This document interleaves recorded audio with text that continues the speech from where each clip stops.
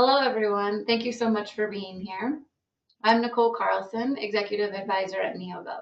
Prior to this role, I spent almost 2 decades leading HR and local government. Local government is where I developed professionally. I've worked alongside public safety teams, supported city leadership through economic downturns, helped modernize systems, and navigated the real everyday complexities of serving a community with limited resources and very high expectations. What I learned during those years is this: workforce decisions are never theoretical in local government. They show up immediately. They show up in project delays, they show up in employee morale and workplace culture, and ultimately they show up in public trust. So today I want to talk about HR as a strategic partner, not as a trendy phrase, not as something that sounds good in a leadership meeting, but as something that's measurable and real. There's decades of research in strategic human resource management showing when HR systems are aligned with organizational strategy, performance improves. So what does that actually look like in a city or county? That's what we're going to focus on today. We're going to organize this conversation around several big areas, including what it means for HR to be strategic, how to connect with executive leadership, how to measure if we're making an impact, and what it all looks like specifically in local government. Because here's the reality: HR doesn't become strategic simply because we say it is. It becomes strategic when our systems are aligned and producing results. Research consistently shows that integrated HR systems, not isolated initiatives, are what drive stronger performance outcomes. So today isn't about adding more programs, it's about aligning what we already do. As we move through this, I invite you to think about your own organization. Where is HR already influencing strategy, and where is there an opportunity to improve that influence? Let's start with the foundation. What does it really mean for HR to be a strategic partner? I always pause when I hear the phrase seat at the table. The real question isn't whether HR has a seat, it's what we're contributing when we're actually at the table. Being strategic isn't about proximity, it's about impact. Research on high-performance work systems shows that organizations that align their HR practices, recruiting, compensation, training, performance management, as a cohesive system see stronger operational and financial performance. And that tells us something important. Strategy isn't one initiative, it's alignment. In local government, that might look like aligning recruitment efforts or adding additional positions with long-term infrastructure planning, or proactively reviewing compensation data when you have hard-to-fill roles. It's anticipating workforce challenges before they become emergencies. Strategic HR is asking questions like, what skills will we struggle to recruit in 5 years? Which departments have a high volume of upcoming retirements, and how can we help them prepare to navigate them? What do our employee evaluations reflect in regards to ongoing employee development? Being strategic doesn't mean doing more. It means connecting the dots between what we're already doing and where the organization is headed. It's a mindset shift from managing transactions to transforming the workplace. How do we connect workforce strategy to mission outcomes? In local government, mission is everything. We don't exist to generate a profit, we exist to serve our communities. So if HR is strategic, it must connect directly to service delivery. There's a well-established framework in research called AMO, ability, motivation, and opportunity. It essentially says performance improves when an employee has the right skills, the motivation to contribute, and the opportunity to do meaningful work. That framework translates beautifully into local government. Ability, are we hiring and developing the right skills and abilities? Motivation, are we supporting employees so they stay engaged and committed? And opportunity, are our systems enabling people to actually perform, or is the bureaucracy and outdated processes getting in the way? Research shows that when these elements align, operational performance improves. In practical terms, connecting workforce strategy to mission starts with identifying mission-critical roles. Not every vacancy carries the same weight. A vacancy in water treatment or public safety carries immediate operational risk. Strategic HR doesn't just track vacancy rates, it should also evaluate risk exposure. It partners with finance to understand long-term cost projections. It looks at overtime trends and asks, what's driving this? It looks at turnover and asks, why is this occurring and what operational consequences are we seeing? and it reframes workforce metrics in a mission language. Instead of saying turnover is at 14%, strategic HR should say, due to the high turnover in this department, overtime has increased by $55,000. It is not only impacting employee morale, but it is delaying inspections and impacting the services we provide to keep the community safe. Let's discuss how HR can help. That's when executive leaders start listening differently, because now HR isn't just reporting, HR is changing the conversation to advise. What capabilities must HR build to operate strategically? What does HR need in order to operate this way? There are 5 capabilities I consistently see in strong public sector HR teams. First, the ability to translate strategy into workforce implications. Having a pulse on what's going on in your organization and how it's impacting the people and services. Second, workforce planning discipline, looking beyond this year's vacancies to longer-term needs. Third, alignment across the entire talent lifecycle. Recruitment, onboarding, training, performance management, and retention shouldn't operate as isolated conversations. They're interconnected and should continuously reinforce one another. Fourth, analytics capability. Research shows that data and analytics strengthen HR's strategic contribution because it shifts decision-making from intuition to facts. And finally, change in leadership. Public sector organizations constantly navigate change. Economic cycles, elected officials, budgets, policy updates, technology modernization. HR is often at the center of those transitions. Strategic HR leaders are steady communicators. They provide clarity during uncertainty, and they build trust through consistency. And as we all know, trust in local government is everything. But that trust doesn't appear overnight. It's built intentionally over time through consistent investment in organizational needs. When strategy is present, HR moves from being reactive to proactive, from administrative to advisory. How do we measure whether HR is truly strategic? This is where credibility really solidifies.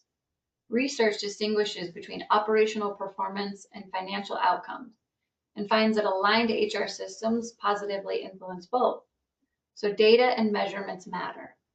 Strategic HR looks at 3 levels: workforce indicators, time to fill, retention of critical roles, engagement drivers; operational indicators, overtime trends, absenteeism, delays in services provided; and financial or risk indicators, turnover, cost avoidance, reduced compliance exposure, increased injuries. But here's the key: we don't just report numbers, we interpret and connect them. We tell the story of what those numbers mean for the organization's ability to serve its community. When HR communicates in terms of improved operations, risk mitigation, fiscal stability, and service continuity, the perception shifts. We stop being viewed as the place where employees go when something's wrong, and we start creating value for our seat at the table. What does strategic HR leadership look like in government today? Public sector HR operates within governance structures, civil service systems, and public accountability frameworks. Research in public administration confirms that institutional conditions shape how our HR systems function, but constraints don't eliminate strategy. They make discipline more important. Strategic HR leadership today means modernizing thoughtfully by strengthening workforce visibility through better data and preparing leaders for complexity. It also means asking proactive questions instead of waiting for problems to escalate.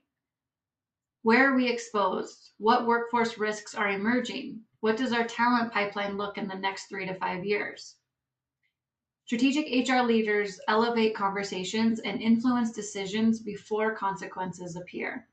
And ultimately, they ensure that workforce strategy strengthens community service.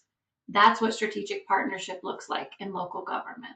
I'd love to open it up for questions. Where are you seeing opportunities to elevate HR's strategic role? What barriers are you encountering? What workforce risks are keeping you up at night? Let's talk about it.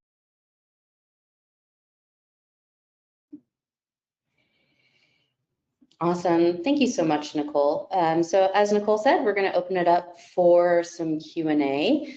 Now we have a number of questions in the chat to get through, but we do have an extended amount of time in this session dedicated to Q&A.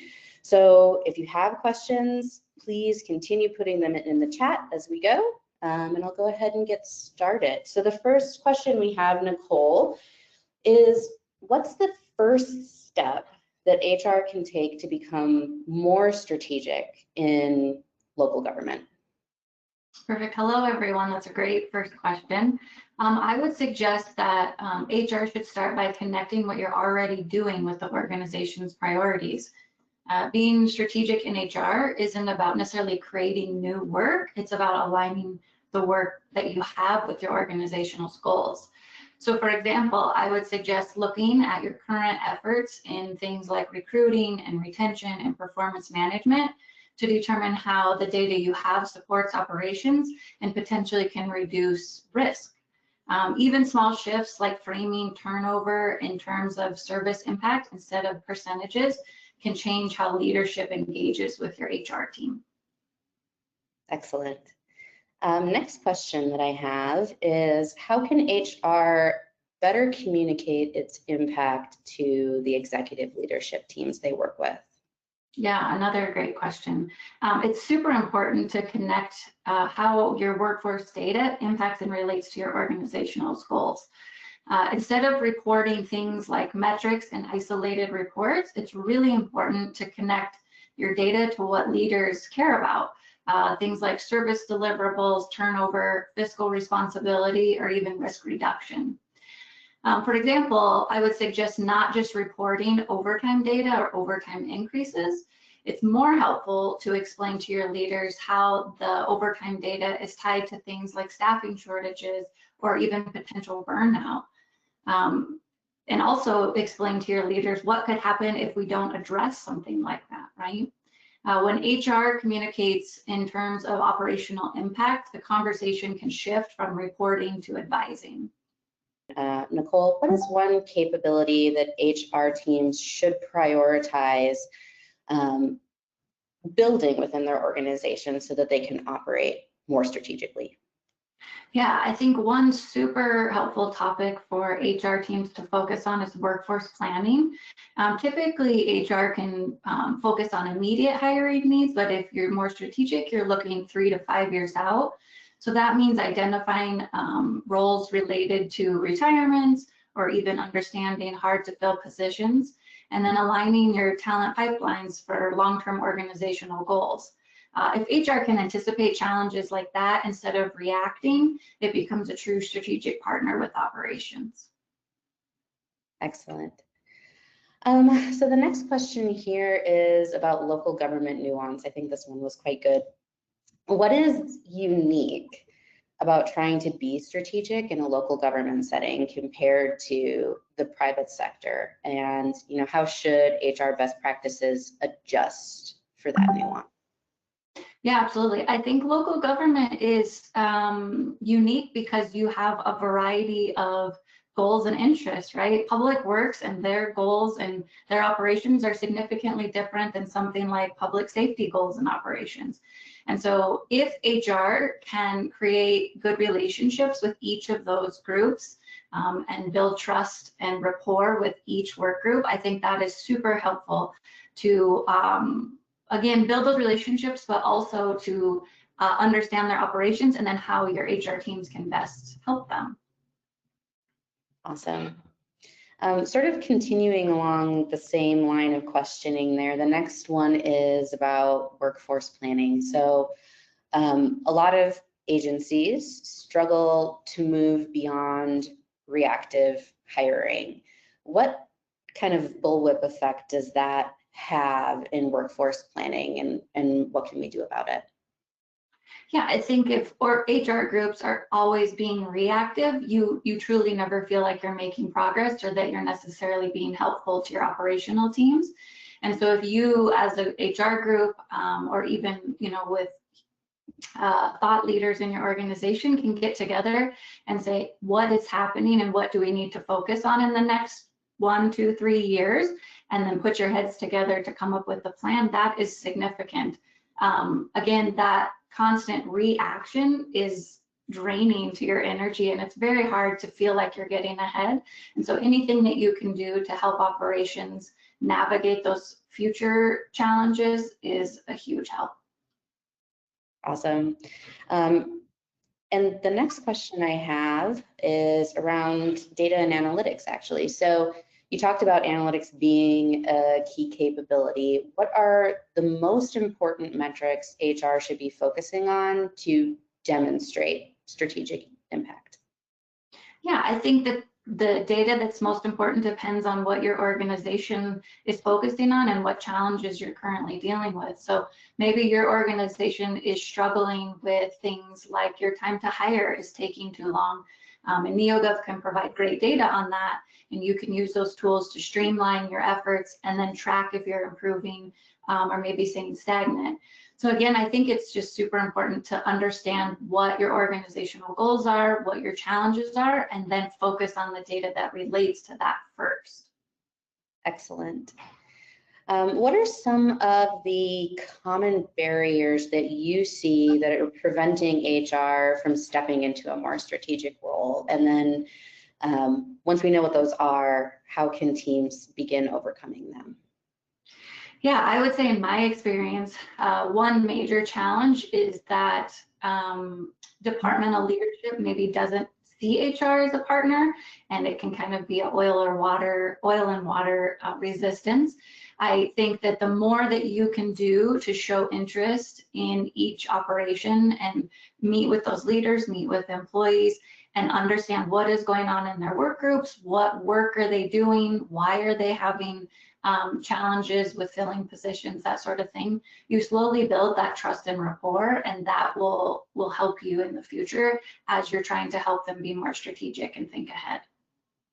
Excellent. This next question I really like. It's actually about change in leadership roles. So when organizations are going through a major change or a major shift, what role should HR be playing to help maintain stability and trust from that strategic partnership lens? Yeah, I would say HR plays a huge role in that. As a local government, typically change is something that we're always dealing with, or we know that big change is coming, and so we can prepare for that. And so I would suggest that HR get involved in those conversations. So let's say you're doing a major software changeover in the next year. Start having conversations now as far as how you want to approach that with your employees, how you want to approach the marketing of that, how you want to approach the communication. And HR will likely come out as a key leader in that effort, but don't wait until that change is there or that change is starting tomorrow. Get ahead of it so you can feel like, again, you're not constantly reacting, that you're being very proactive and you have a good timeline and a good plan in place so that when employees do ask questions, you can say, here's what we've prepared in the last year. And again, that goes back to that building trust and rapport as well. Excellent. Our next question is also sort of a risk reframing question. How can HR better communicate workforce risks? So this could be changing leadership or other things in a way that resonates with the agency and resonates with leadership. Yeah, that's a great question. I think as HR leaders or even risk leaders, we typically talk in our own language and maybe use acronyms or references that employees may not understand. And so I think one key element of good communication when you're talking to leaders is using language that they understand and not talking in your internal team language or your internal industrial language. Excellent. So if we're looking ahead towards the future, what workforce trends should local government HR leaders be preparing for today or yesterday? Yeah, yesterday, right? Again, workforce planning is huge, right? Understanding your current organizational needs and then what's happening in your community and organization that may impact HR. I think HR technology is ever changing. So again, always being mindful of tools and processes that are there to help you. And the other thing I think is just kind of having that human connection and maintaining that. We're in a world where everyone says AI is going to take over, but how are we maintaining those relationships and making sure that our employees feel psychologically safe to speak up and ask questions and bring up new ideas? And how are we maintaining that human connection? Awesome. Speaking of human connections, the next question that I have is a very human one. So HR teams are often stretched very thin. Maybe it's the one thing we all have in common. How can leaders realistically balance the transactional demands with the strategy work that needs to be done? That's a very good question. I think one exercise that I love to do with my HR team is evaluating where your time is going. And the more that you can understand where your time is going, you can determine if you are spending too much time on things that are irrelevant, right? As an organization, maybe things have evolved, but you're still doing an old report or you're still running data that is irrelevant. So again, just looking at where you're spending your time, and then as a team saying, do we really need to do this? Is there a better way that we could do this? And focusing on the organizational's goals. So much in HRs, everyone's wearing multiple hats and doing multiple things. And so if you can make sure that for your 8-hour day, you are spending your time on things that bring value versus that constant, what we've always done, you may feel like you're getting more ahead. Awesome. Next question I have is for new HR leaders, actually. So for HR leaders who feel like they're not yet at that strategic business partner level, and maybe you're early in your career, what are some ways to build that credibility over time? Yeah, that's a really good question. I would say just involve yourself as much as you can in things that you may not think are necessarily relevant. Join committees, attend your council meetings or your commission meetings, but truly just absorb everything around you, because you will slowly be able to connect the dots. And having that institutional knowledge and knowledge of what's happening in your community is incredibly valuable to you as a HR representative. And I think that leaders in all departments will recognize that, including elected officials, that you are showing up and being curious, and that will slowly build that trust and rapport over time. But my advice would truly just be to be curious and soak up as much as you can. Awesome. Next question I had was about partnership and strategic leadership between departments. So what does strong partnership between HR and departments like finance or operations actually look like when it's going well? That's a great question. I would say it looks like, again, that curiosity factor, just having a good relationships with payroll and IT.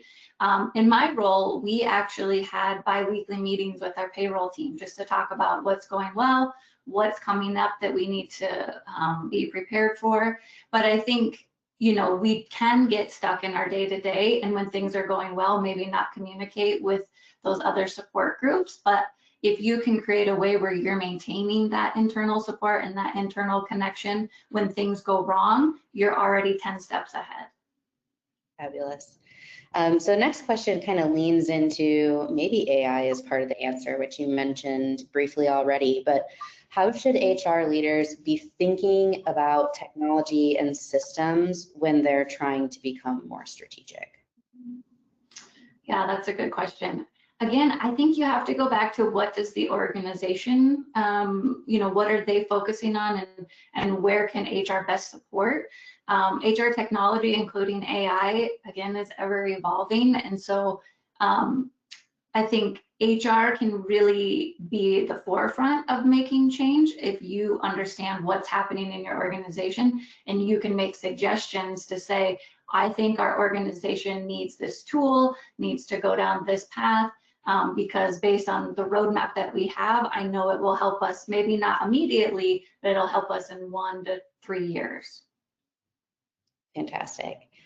So next question is about progress and when you know you're headed in the right direction. So what are some early signs that an HR team is successfully shifting from reactive to this more strategic motion, even before like the big flashy results show up? Yeah, I would say one big thing that HR can pay attention to and would demonstrate that you are building that rapport and that trust is you are having more connections organically with leaders. So maybe leaders are calling and asking you for help, or they're calling and saying, I'm not sure what to do with this employee. I'm not sure what to do with this turnover issue. Can we get together and brainstorm and talk about it? But I think before you have hard data, or you have, big increases or decreases in those analytics, truly just knowing that your leaders throughout the organization are connecting with your HR team, and it is becoming more collaborative and more of a partnership, is a great sign that you're on the right path. Excellent.